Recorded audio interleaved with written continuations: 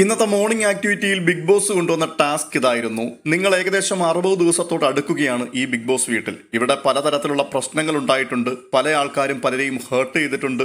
പലർക്കും പലരോടും ഒത്തിരി ഇഷ്ടങ്ങളും അടുപ്പങ്ങളും ഒക്കെ ഉണ്ടായിട്ടുണ്ട്. ഇഷ്ടങ്ങൾ ഉണ്ടായതിനേക്കാൾ കൂടുതൽ പല ആൾക്കാരുമായിട്ടുള്ള സംഘടനകളും പ്രശ്നങ്ങളുമായിട്ട് മനസ്സ് തകർന്നവരാണ്.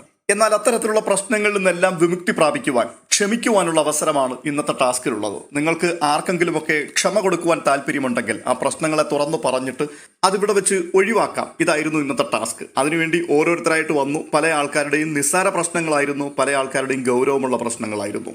അതിൽ എനിക്ക് ഏറ്റവും ശ്രദ്ധേയമായി തോന്നിയ വിഷയം ജിൻഡോയുടെ ചില വാക്കുകളായിരുന്നു.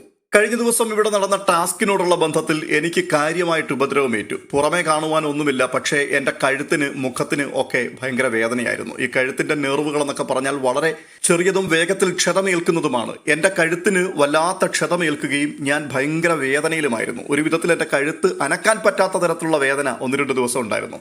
ഞാൻ ആ കാര്യം ഇവിടെ പറഞ്ഞു. ഇവിടെ പറഞ്ഞപ്പോൾ നിങ്ങളെല്ലാവരും കളിയാക്കി ചിരിക്കുന്ന, പരിഹസിക്കുന്നതാണ് ഞാൻ കണ്ടത്.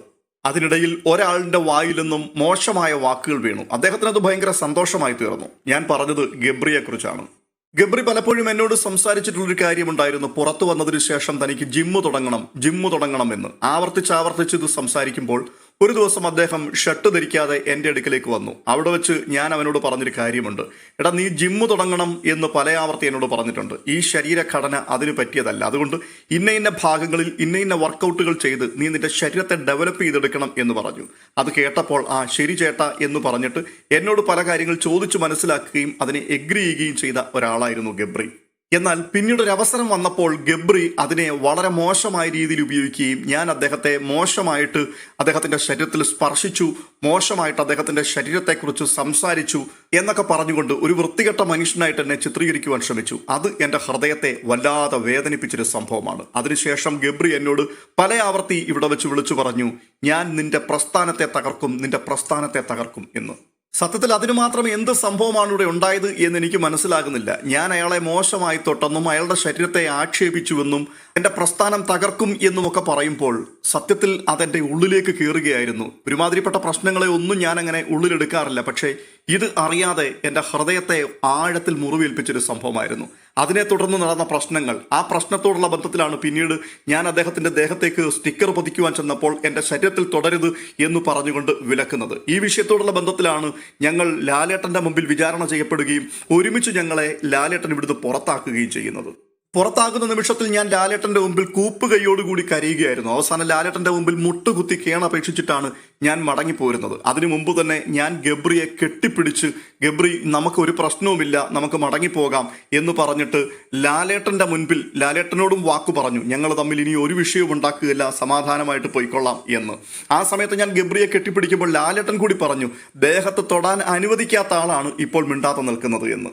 അതെല്ലാം കഴിഞ്ഞു, എത്രയോ ദിവസങ്ങൾ പിന്നിട്ടു. എന്നാൽ എനിക്ക് മനസ്സിലാക്കുവാൻ കഴിയുന്നത് ഇപ്പോഴും ഗബ്രി അത് മനസ്സിൽ വെച്ചുകൊണ്ട് നടക്കുന്നു എന്നുള്ളതാണ്. അതിന്റെ ഏറ്റവും വലിയ ഉദാഹരണം കഴിഞ്ഞ ദിവസത്തെ മണി ട്രിക്ക് ടാസ്ക് നടക്കുന്ന സമയത്ത് അദ്ദേഹം മണി തലയിൽ കെട്ടിക്കൊണ്ട് ഒറ്റക്കാലിൽ ഇവിടെ നിൽക്കുകയാണ്. അപ്പോൾ ഇവിടെ പല ആൾക്കാരും പല കാര്യങ്ങൾ ചെയ്ത് അവരെ പ്രകോപിപ്പിക്കാൻ ശ്രമിക്കുന്നത് പോലെ ഞാനും കുറെ കലാപരിപാടികൾ നടത്തി അയാളുടെ അടുക്കലേക്ക് ചെല്ലുകയാണ്. പക്ഷേ മറ്റാരോടും ഇല്ലാത്തതുപോലെ ഞാൻ അടുത്തേക്ക് ചെല്ലുമ്പോൾ മാത്രം ഇതെന്റെ പേഴ്സണൽ സ്പേസ് ആണ്, അടുക്കരുത് എന്ന് പറഞ്ഞുകൊണ്ട് എന്നെ അകറ്റി നിർത്തുന്നതായിട്ട് എനിക്ക് ഫീൽ ചെയ്തു. ഗബ്രി എന്നെ എന്തോ ഒരു രീതിയിലാണ് കാണുന്നത്. അതെന്താണെന്ന് എനിക്ക് മനസ്സിലാകുന്നില്ല. പക്ഷേ ഗബ്രിയോട് ഞാൻ ക്ഷമിക്കുകയാണ്. എന്നാൽ എനിക്ക് ഗബ്രിയോട് പറയാനുള്ള ഒരു കാര്യം, നമ്മളൊക്കെ മരിച്ചു പോകുന്ന മനുഷ്യരാണ്. മരണശേഷം നമ്മൾ ഈ ഭൂമിയിൽ നിന്ന് ഒന്നും കൊണ്ടുപോവുകയില്ല. എന്നാൽ അതിനു മുമ്പായി ഈ ബിഗ് ബോസ് വീട് വിട്ട് നമ്മൾ പോകും. അത് ശരിക്കും ഒരു മരണമാണ്. ഇവിടെ നിന്നും ഉള്ള ഒരു മരണമാണ്. ഇവിടെ നിന്ന് ഒരിക്കൽ നമ്മൾ പടിയിറങ്ങിപ്പോയാൽ പിന്നെ ഒരിക്കലും ഇവിടേക്ക് തിരിച്ചു കയറാൻ പറ്റില്ല. എന്നാൽ ഗബ്രിയോട് ഞാനൊരു റിക്വസ്റ്റ് ആയിട്ട് പറയുകയാണ്, നമ്മളെ ഇവിടേക്ക് കയറ്റിവിട്ട ഒരു കൂട്ടം ആൾക്കാരുണ്ട്. അവരുടെ മുൻപിൽ നീതി പുലർത്താൻ ശ്രമിക്കണം. ഏതോ ഒരു ചക്രവർത്തിയെക്കുറിച്ച് ഞാൻ കേട്ടിട്ടുണ്ട്. അദ്ദേഹത്തിന്റെ മരണസമയത്ത് ശവപ്പെട്ടിയുടെ ഇരുഭാഗത്തേക്കും കൈകൾ മലർത്തിയിട്ടേക്കണം എന്ന് പറഞ്ഞു. അതിന്റെ അർത്ഥം വലിയ ചക്രവർത്തിയായിരുന്നു, പക്ഷേ അദ്ദേഹത്തിന് ഈ ലോകത്തിൽ നിന്നൊന്നും മരണശേഷം കൊണ്ടുപോകുവാൻ കഴിഞ്ഞില്ല എന്നുള്ളതിൻ്റെ ഒരു വലിയ സന്ദേശമായിരുന്നു. അലക്സാണ്ടർ ചക്രവർത്തിയാണ് എന്ന് എനിക്ക് തോന്നുന്നു എന്ന് ജിൻഡോ പറയുകയാണ്. എന്നിട്ട് പറയുന്നു, എൻ്റെ ഡെഡ് ബോഡി അതുപോലെ കൊണ്ടുപോകണമെന്ന് തന്നെയാണ് ഞാനും ആഗ്രഹിക്കുന്നത്. എനിക്ക് അതുകൊണ്ട് തന്നെ 6 അടി മണ്ണ് തികയില്ല, 12 അടി മണ്ണ് വേണം. അതെന്റെയും സന്ദേശമാണ്. എനിക്കും ഈ ലോകത്ത് നിന്ന് ഒന്നും കൊണ്ടുപോകാൻ കഴിയില്ല എന്നുള്ള സന്ദേശം. അതുകൊണ്ട് തന്നെ ഞാനിപ്പോൾ ഗബ്രിയോട് ക്ഷമിക്കുകയാണ്. എങ്കിലും ഒന്ന് മനസ്സിലാക്കണം, ഞാനും ഒരു മനുഷ്യനാണ്. മജ്ജയും മാംസവും ഒക്കെയുള്ള എല്ലാ ഫീലിങ്സുമുള്ള ഒരു സാധാരണ മനുഷ്യൻ തന്നെയാണ്. അതുകൊണ്ട് ദയവ് ചെയ്ത് ഇത്തരത്തിലുള്ള വർത്തമാനങ്ങൾ പറയാതിരിക്കുക ഇനിയെങ്കിലും. ജിൻഡോ ഇവിടെ പ്രസ്താവിച്ച കാര്യങ്ങൾ പലതും വളരെ വാലിഡ് ആയിട്ടുള്ള കാര്യങ്ങൾ തന്നെയാണെന്നാണ് എൻ്റെ ഒരു ഒബ്സർവേഷനിൽ എനിക്ക് മനസ്സിലാക്കുവാൻ കഴിഞ്ഞിട്ടുള്ളത്. അതായത് ആ വീട്ടിൽ പേഴ്സണൽ ഗ്രഡ്ജ് വെച്ച് പുലർത്തിക്കൊണ്ട് പോകുന്ന പല ആൾക്കാരുമുണ്ട്. പലപ്പോഴും പേഴ്സണൽ ഗ്രഡ്ജ് വെച്ച് പുലർത്തുന്നവർക്കെതിരായിട്ട് ഗബ്രി അവിടെ ഭയങ്കരമായിട്ട് വാചാലനായി സംസാരിക്കാറുമുണ്ട്. എന്നാൽ ഇപ്പോൾ ജിൻഡോ പറഞ്ഞിരിക്കുന്ന കാര്യങ്ങൾ ഗബ്രി ഈ ഒരു പേഴ്സണൽ ഗ്രഡ്ജ് വെച്ച് പുലർത്തിക്കൊണ്ട് കളി തുടങ്ങിയ നാൾ മുതൽ ഇതുവരെയും ജിൻഡോയ്ക്ക് എതിരായിട്ട് നിൽക്കുന്ന ഒരു വ്യക്തിയാണ്. ജിൻഡോയെക്കുറിച്ച് ആ വീട്ടിൽ സംസാരിക്കുമ്പോഴൊക്കെ ഞാൻ അയാളെ ഇഗ്നോർ ചെയ്തിരിക്കുന്നു എന്നാണ് ഇദ്ദേഹം പറയാറുള്ളത്. അത്രമാത്രം അങ്ങ് ഇഗ്നോർ ചെയ്യാൻ തക്കവണ്ണം, വലിയ ആഴത്തിലുള്ള മുറിവുണ്ടാകുവാൻ തക്കവണ്ണം എന്താണാവോ ജിൻഡോ ഗബ്രിയോട് ചെയ്തിട്ടുള്ളത്? ഒരുപക്ഷെ ആ വീട്ടിൽ മറ്റു പല ആൾക്കാരും ഗബ്രിയോട് കാട്ടിക്കൂട്ടിയതൊക്കെ വെച്ച് നോക്കുകയാണെന്നുണ്ടെങ്കിൽ ജിൻഡോ വളരെ വളരെ വളരെ താഴെയാണ് നിൽക്കുന്നത്. എന്നാൽ മറ്റാരോടുമില്ലാത്ത തരത്തിലുള്ള ഒരു അസ്വസ്ഥതയും ഒരു ചൊറിച്ചിലും ഗബ്രിക്ക് ജിൻഡോയെ കാണുമ്പോൾ മാത്രം ഉണ്ടാകുന്നുണ്ടെങ്കിൽ അതിന്റെ പിൻപിലുള്ള ചേതോവികാരം എന്താണ് എന്ന് പരിശോധിക്കേണ്ടിയിരിക്കുന്നു. ഗബ്രിയുടെ ഊഴം വന്നപ്പോൾ ഗബ്രി അതിന് മറുപടി പറഞ്ഞുകൊണ്ട് തുടങ്ങി. ഇങ്ങനെ ഒറ്റ വാക്കിൽ പറഞ്ഞങ്ങ് വിടുകയായിരുന്നു. ജിൻഡോ പറഞ്ഞ സകല കാര്യങ്ങൾക്കും എനിക്ക് വ്യക്തമായ മറുപടിയുണ്ട്, വ്യക്തമായ ഉത്തരങ്ങളുണ്ട്. പക്ഷേ ഇപ്പോൾ ഞാനത് പറയുന്നില്ല, ഞാനത് വിടുകയാ എന്ന് പറഞ്ഞ് വേറെ വഴിക്ക് പോയി. എന്താണ് ഇയാൾക്ക് വ്യക്തമായ മറുപടി പറയാനുണ്ടായിരുന്നത്? ഇത് വളരെ കൃത്യമായിട്ട് ജനഹൃദയങ്ങളെ ആഴത്തിൽ സ്പർശിക്കുന്ന തരത്തിലുള്ള വാക്കുകളാണ് ജിൻഡോ പറഞ്ഞു വെച്ചത്. ആ വാക്കുകൾക്ക് മറുപടി പറയുവാൻ ഇല്ലാത്തത് കൊണ്ടല്ലേ?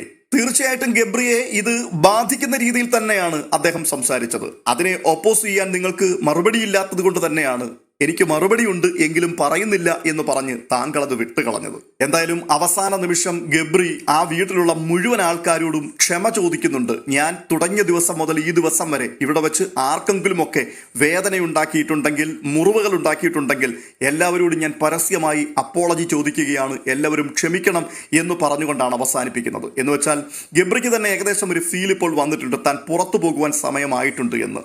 ഒരു പക്ഷേ ഈ വീക്കെൻഡിൽ അദ്ദേഹം പുറത്തു പോകും.